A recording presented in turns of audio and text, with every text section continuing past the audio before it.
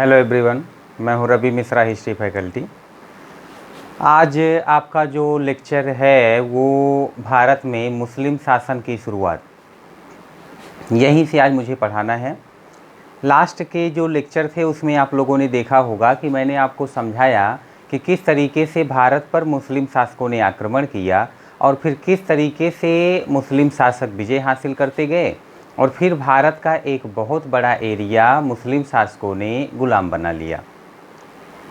तो देखिए, भारत जो है यहाँ की भाषा तो हिंदी, संस्कृत, ऐसी जो है लोकल कई सारी लैंग्वेज इस प्रकार से थी, लेकिन जो मुस्लिम भारत में आए उनकी भाषा अरबी, फारसी, तुर्की, इस तरीके से उनकी लैंग्वेज अलग थी। जैसे हम लोग अपनी जो है राजा को राजा कहते थे, शासक कहते थे, तो मुस्लिम जो है वो अपने शासकों को नवाब, बादशाह, सुल्तान इस तरीके से कहते थे। हमारे यहाँ राजा का जो एरिया होता था उसे जो है साम्राज्य कहते थे या राज्य कहते थे। मुस्लिम शासक अपनी भाषा में शासकों के जो एरिया होते थे उसे सल्तनत कहते थे, ऐसे समझो आप। तो मैंने लास्ट के वीडियो में कहा था कि अब हम लोग भारत में समझना शुरू करेंगे सल्तनत काल या सल्तनत काल पढ़ना शुरू करेंगे। तो हिंदुस्तान में अब शुरू होगा सल्तनत काल। मैं आप लोगों को पढ़ाऊंगा सल्तनत पीरियड, इसे कहते हैं सल्तनत काल। ये होगा सल्तनत काल। अब एक छोटा सा पॉइंट और समझिए। जैसे अभी देश में पार्टियां शासन करती हैं सरकार बनाकर, तो आप किसी पार्टी को कांग्रेस पार्टी कहते हो, किसी को जो है भाजपा पार्टी कहते हो, इस तरीके से। तो अब तो क्या होता है कि जनता सरकार चुनती है, कौन किसकी सरकार आएगी, किस पार्टी की, जनता पर डिपेंड करता है। लेकिन जो समय मैं आपको बता रहा हूँ, जिस समय का इतिहास पढ़ा रहा हूँ, उस समय सरकारें जो है वो जनता नहीं चुनती थी, वो डिपेंड करता था राजा कौन है, और राजा के बाद राजा का बेटा राजा होता था, फिर उनका बेटा राजा होता था। तो जो एक राजा होता था उसी के नाम से उस वंश का नाम रख दिया जाता था और फिर कहा जाता था कि यह व्यक्ति इस वंश का शासक है। जैसे आप लोगों ने अलाउद्दीन खिलजी का नाम सुना होगा। अब अलाउद्दीन खिलजी शासक बना तो फिर उसका बेटा, फिर उसका बेटा। अब ये लोग किस वंश के शासक थे? तो अलाउद्दीन खिलजी था, तो खिलजी वंश के शासक थे। इस तरीके से वंश के नाम पर ही आप लोग इतिहास पढ़ेंगे कि इस वंश का शासन था, इस वंश का शासन था, इस तरीके से। अब जैसे सल्तनत काल में जो सबसे पहला वंश शासन करेगा वो कुतुबुद्दीन ऐबक का वंश था, जो वो गुलाम था मोहम्मद गोरी का। तो इसलिए उस वंश को कहते थे कुतुबी वंश। मोहम्मद गोरी जब भारत में मरा था 1206 ईस्वी से लेकर के, और फिर 4 साल बाद तक 1210 ईस्वी तक भारत में कुतुबी वंश शासन करेगा। थोड़ा सा ध्यान से आप लोग बस सुनते जाइए कि आप क्या पढ़ने जा रहे हैं। अब कौन कौन से वंश सल्तनत काल में शासन करेंगे, मैं थोड़ा सा प्रकाश डाल देता हूँ, फिर डायरेक्ट टॉपिक पर आऊँगा और आपको समझाऊँगा। कुतुबी वंश के बाद एक और वंश आएगा जो शासन करेगा, उस वंश का नाम होगा शमसी वंश, और उसका समय होगा 1210 से लेकर के 1265 ईस्वी तक। 1265 ईस्वी तक शमसी वंश के बाद जो वंश शासन करेगा उस वंश का नाम होगा बलबनी वंश। बलबनी वंश, और इसका समय होगा 1265 से लेकर के 1290 ईस्वी तक। ये सारे मुस्लिम शासकों के वंश हैं जो अब भारत में शासन करने जा रहे हैं। बलबनी वंश के बाद बड़ा ही फेमस वंश है जो शासन करेगा, उसका नाम है खिलजी वंश। खिलजी वंश का समय होगा 1290 से लेकर के 1320 ईस्वी तक। मैं आप लोग को ये जो पूरा सल्तनत काल है, जैसा कि मैं कल कह रहा था, 1206 से लेकर के 1526 में जब बाबर भारत आएगा, पानीपत की लड़ाई होगी और मुगल काल भारत में शुरू होगा, उससे पहले तक 1206 से 1526 तक भारत में किस किस वंश का शासन होगा, यही मैं बता रहा हूँ। 1526 के बाद तो मुगल वंश होगा, बाबर, अकबर, शाहजहां, जहांगीर वाला। तो खिलजी वंश के बाद जो वंश शासन करेगा उस वंश का नाम होगा तुगलक वंश, और इसका समय होगा 1320 से लेकर के 1414 ईस्वी तक तुगलक वंश का शासन होगा। तुगलक वंश के बाद जो शासन करेगा उसका नाम होगा सैयद वंश, सैयद वंश, और इसका समय होगा 1414 से लेकर के 1451 तक, 1451 ईस्वी तक। सैयद वंश के बाद जो शासन करेगा भारत पर उसका नाम होगा लोदी वंश, और इसका समय था 1451 से लेकर के 1526 ईस्वी तक लोदी वंश शासन करेगा। अब आप लोगों ने सुना होगा कि इसी लोदी वंश का ही लास्ट किंग था, नाम था इब्राहिम लोदी, और इब्राहिम लोदी को ही हरा करके बाबर जो है वो भारत में सल्तनत काल खत्म करेगा और मुगल काल की शुरुआत कर देगा। ये मैं थोड़ा सा इसलिए बता रहा हूँ कि आपके माइंड में सेट होता रहेगा या सेट हो जाएगा कि आगे क्या क्या पढ़ना है हमें। इसमें ज़्यादा दिमाग मत लगाइएगा, ये सारा आपको PDF में मिल भी जाएगा। अभी बस ये देखते जाइए कि कौन कौन शासन करने जा रहा है, किसके किसके बारे में हमें जो है पढ़ाना है और आपको पढ़ना है। तो देखो जो कुतुबी वंश होगा, कुतुबी वंश में 2 शासकों को आप लोग पढ़ेंगे। एक का नाम होगा कुतुबुद्दीन ऐबक, कुतुबुद्दीन ऐबक। इसका समय होगा 1206 से लेकर के 1210 ईस्वी तक कुतुबुद्दीन ऐबक शासन करेगा। कुतुबुद्दीन ऐबक के बाद इसी का एक बेटा शासन करेगा जिसका नाम था आराम शाह, आराम शाह। समय था 1210 से लेकर के 1210 ईस्वी तक, कुछ ही महीनों तक शासन कर पाया था ये। इसके बाद आप लोग पढ़ेंगे शमसी वंश, और शमसी वंश में जो लोग शासन करेंगे उसमें से है इल्तुतमिश। समय होगा 1210 से 1236 ईस्वी तक, इसके बारे में आप लोग पढ़ेंगे। इल्तुतमिश के बाद आप लोग पढ़ेंगे इसी वंश का शासक था रुकनुद्दीन फिरोज शाह। इसका समय था 1236 से लेकर के 1236 ईस्वी तक ही, यह भी कुछ ही महीनों तक शासन कर पाया था। रुकनुद्दीन फिरोज शाह के बाद जो शासन करेगा उनका नाम था रजिया, महिला थी। 1236 से लेकर के 1240 ईस्वी तक रजिया का शासन होगा, जिनके बारे में आप लोग पढ़ेंगे। उसके बाद शासन होगा मुइजुद्दीन बहराम शाह, जिसके बारे में आप लोग पढ़ेंगे, बहराम शाह। 1240 से लेकर के 1242 ईस्वी तक।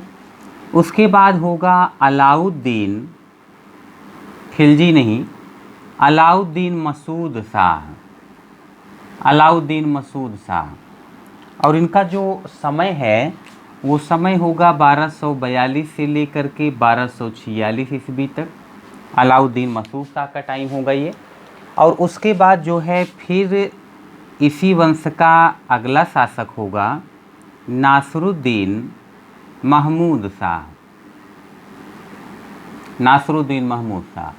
1246 से लेकर के 1265 ईस्वी तक आप लोग नासरुद्दीन महमूद शाह के बारे में पढ़ेंगे। ये सारे मुस्लिम शासक हैं जो शासन करने जा रहे हैं। तो कुतुबुद्दीन ऐबक के वंश के 2 शासक, कुतुबुद्दीन ऐबक और आराम शाह। फिर शमसी वंश के कई सारे शासक, इल्तुतमिश, उसके बाद रुकनुद्दीन फिरोज शाह, फिर रजिया, फिर मुइजुद्दीन बहराम शाह, फिर अलाउद्दीन मसूद शाह, फिर नासरुद्दीन महमूद शाह। और उसके बाद जो वंश है जिसके बारे में आप लोग पढ़ेंगे ये है बलबनी वंश। और बलबनी वंश का ताकतवर शासक था बलबन, बलबन जिसका समय था 1265 से 1287 ईस्वी। बलबन के बाद इसी वंश का शासक होगा कैकुवाद, कैकुवाद। 1287 से लेकर के 1290 ईस्वी तक इसका शासन था। उसके बाद अगला शासक होगा क्यूमर्स, समय था 1290 से लेकर के 1290 ईस्वी तक। तो ये तो जो है शासक हो गए कुतुबी वंश, शमसी वंश, बलबनी वंश के, बलबनी वंश के। बलबनी वंश के बाद जो शासन करेगा, बलबनी वंश के बाद जो शासन करेगा वो खिलजी वंश होगा। और खिलजी वंश के शक्तिशाली शासक होंगे, खिलजी वंश के शक्तिशाली शासक थे ये खिलजी वंश। खिलजी वंश के शक्तिशाली शासक थे जलालुद्दीन खिलजी, पहले शासक। तो आप लोग जलालुद्दीन खिलजी के बारे में पढ़ेंगे। समय होगा 1290 टू 1296। उसके बाद आप लोग पढ़ेंगे अलाउद्दीन खिलजी के बारे में। अलाउद्दीन खिलजी, इसका समय था 1296 से 1316 ईस्वी। इसके बाद आप लोग पढ़ेंगे कुतुबुद्दीन मुबारक शाह खिलजी। इसका समय था 1316 से लेकर के 1320 ईस्वी तक। और फिर आप लोग पढ़ेंगे नासरुद्दीन खुसरो शाह के बारे में, खिलजी वंश का ही शासक था। इसका समय होगा 1320 से लेकर के 1320 ईस्वी तक। ये आप खिलजी वंश के शासकों को पढ़ेंगे। और जब खिलजी वंश समाप्त हो जाएगा तो फिर खिलजी वंश के बाद आप लोग पढ़ेंगे तुगलक वंश। और जो तुगलक वंश के शासक हैं, ये तुगलक वंश के शासक होंगे गियासुद्दीन तुगलक। समय होगा 1320 से लेकर के 1325 ईस्वी तक। ये 5 वर्षों तक शासन करेंगे गियासुद्दीन तुगलक। और गियासुद्दीन तुगलक के बाद अगले शासक होंगे इन्हीं के सुपुत्र मोहम्मद बिन तुगलक। आप इनके बारे में पढ़ेंगे। समय होगा 1325 से लेकर के 1351 ईस्वी तक। इसके बाद आप लोग पढ़ेंगे एक शासक के बारे में जिसका नाम होगा फिरोज शाह तुगलक। अगर आप लोग को याद हो तो यही दोनों शासक हैं, मोहम्मद बिन तुगलक, फिरोज शाह तुगलक, जो महमूद गजनवी के सेनापति मसूद गाजी, जिसकी दरगाह यूपी के बहराइच में है, वहाँ चादर चढ़ाने गए थे। तो फिरोज शाह तुगलक, इनका समय होगा 1351 से लेकर के 1388 ईस्वी तक। उसके बाद आप लोग पढ़ेंगे जिस शासक के बारे में, उसका नाम है गियासुद्दीन तुगलक सेकंड। समय था 1388 से लेकर के 1389 ईस्वी तक। 1389 ईस्वी तक ये इनका टाइम था। ये जो है इनका टाइम था गियासुद्दीन तुगलक का। अगले शासक को आप लोग पढ़ेंगे अबू बकर के बारे में। 1389 से लेकर के 1390 ईस्वी तक। फिर आप लोग पढ़ेंगे नासरुद्दीन मुहम्मद के बारे में। नासरुद्दीन मुहम्मद, समय था 1390 से लेकर के 1394 ईस्वी तक। ये सारे मुस्लिम शासक हैं जो अब भारत पर शासन करने जा रहे हैं। और उसके बाद आप लोग पढ़ेंगे नासरुद्दीन महमूद के बारे में। इसका समय होगा 1394 से लेकर के 1414 ईस्वी तक। फिर ये तुगलक काल समाप्त हो जाएगा, ये तुगलक वंश। इसके बाद जो है नेक्स्ट जो वंश है वो तुगलक वंश के बाद जिस वंश को पढ़ना है आपको, वो वंश है ये सैयद वंश। और सैयद वंश के जो शासक होंगे वो खिज्र खान। समय होगा 1414 से 1421 ईस्वी तक। इसके बाद इसी वंश का शासक होगा मुबारक शाह का समय होगा 1421 से लेकर के 1434 ईस्वी। मुबारक शाह के बाद अगला है मोहम्मद शाह 1434 से 1445 ईस्वी। और मुबारक शाह, मोहम्मद शाह। फिर अगला है अलाउद्दीन आलम शाह अलाउद्दीन आलम शाह। इसका समय है 1445 से 1451 ईस्वी। इस तरीके से सैयद वंश जो है ये समाप्त हो जाएगा, इनको पढ़ेंगे आप। और सैयद वंश के बाद फिर जो अगला वंश पढ़ेंगे और उसके शासकों के बारे में, वो सल्तनत काल का आखिरी वंश होगा, लोदी वंश। और लोदी वंश के महत्वपूर्ण शासक जिनको आप लोग पढ़ेंगे, एक तो है बहलोल लोदी।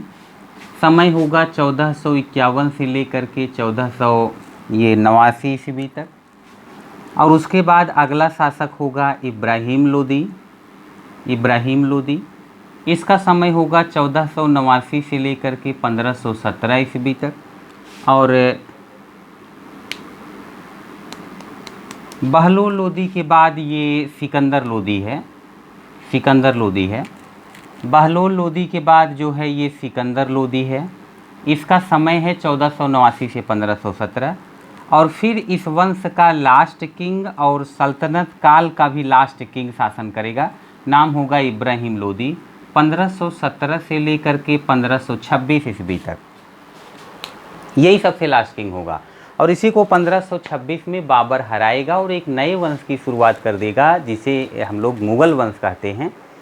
तो ये सल्तनत काल में इतने वंश और इतने शासकों को पढ़ा करके फिर मैं मुग़ल वंश पर आऊँगा। आप लोग सोच रहे होंगे कि सर 10 मिनट से क्या नाम बताए जा रहे हैं। आप कल्पना भी नहीं कर सकते कि इन नामों को रटने के लिए हम लोगों ने, जब कंपटीशन वाली पूरी लाइफ थी अपनी, तो बहुत झेला था।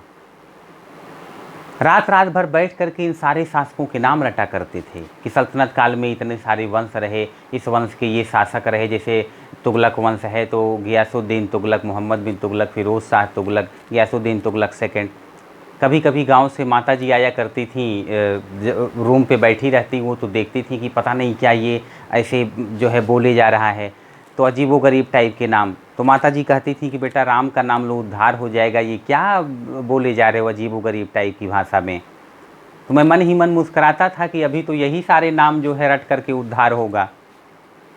अब कमीशन तो यही पूछेगा।